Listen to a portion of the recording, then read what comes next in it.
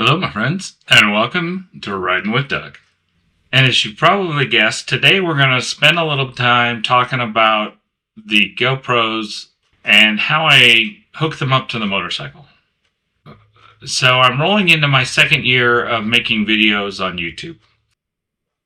When I originally started filming with a GoPro, I didn't really expect to turn it into a YouTube channel.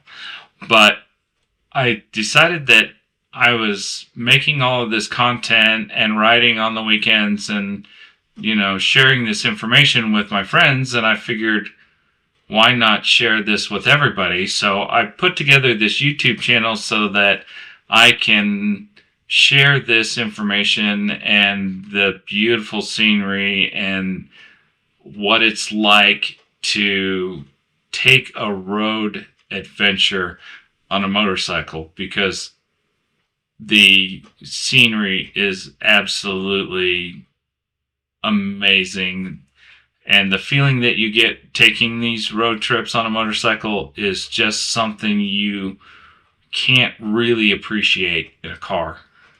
And so I am looking for a way to just share that with you guys, and so that's why I started this channel and put these videos together in the first place. But I digress. So let's get right into the video. And today we're going to talk about the GoPro cameras that I carry on the motorcycle. And we're going to specifically talk about the standard GoPro 10 that I use. And then we're going to talk about the GoPro Max, which is my favorite camera to talk about. So we're going to get into both of those. And then I'm just going to give you a quick walk around on how I put them together on the motorcycle and how I use them and what footage I take with them. So let's get right into the video, and I hope you enjoy the GoPro. So when it comes to my set of camera gear, I have two GoPro 10s and one GoPro 11. And these three basic cameras do a little bit of everything. I have one camera on the front to help record some of what you see riding down the road, and then sometimes I'll flip it around and just record myself if I'm doing some talking or I just want to change the view sometimes. And then I have two others that go on different places of the motorcycle so that I can bring you more content than just riding down the road and it gets kind of old. So I try to add in pictures of the other motorcycles, pictures of the landscape, pictures of the motorcycle moving down the road.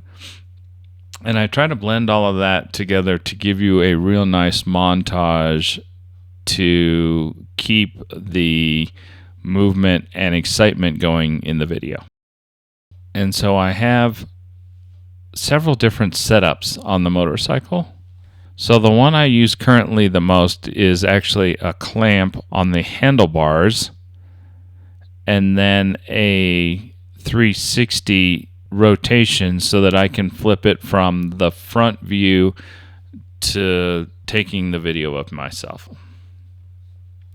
And then I like two other places I use them quite a bit on the motorcycle. I have a clamp down by the front wheel that gives me a little bit of mix of the motorcycle and the wheels spinning and the shocks sliding up and down, plus a little bit of road view for you guys to kind of set you into the action and help you enjoy the ride down the road. And then I've also added a rear camera to the back of the motorcycle that swivels around and gives you the feel of riding on the back of the motorcycle, where you can see the motorcycles behind us and kind of a backwards perspective of what it's like to ride in the group and give you a whole view of how it feels to ride down the road.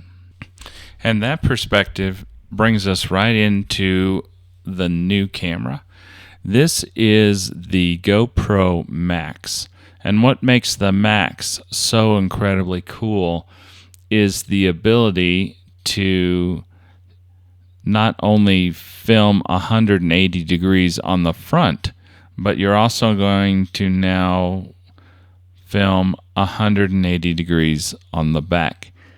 And so what the GoPro Max is fantastic for is to take the front camera and the back camera and build one video that produces a 360 degree view.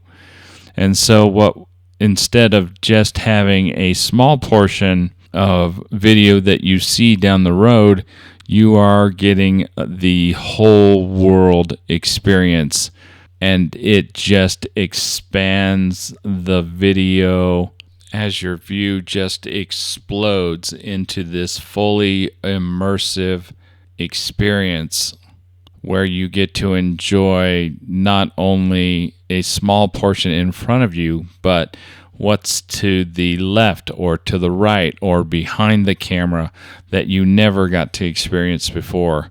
And it has opened a whole new video experience for me.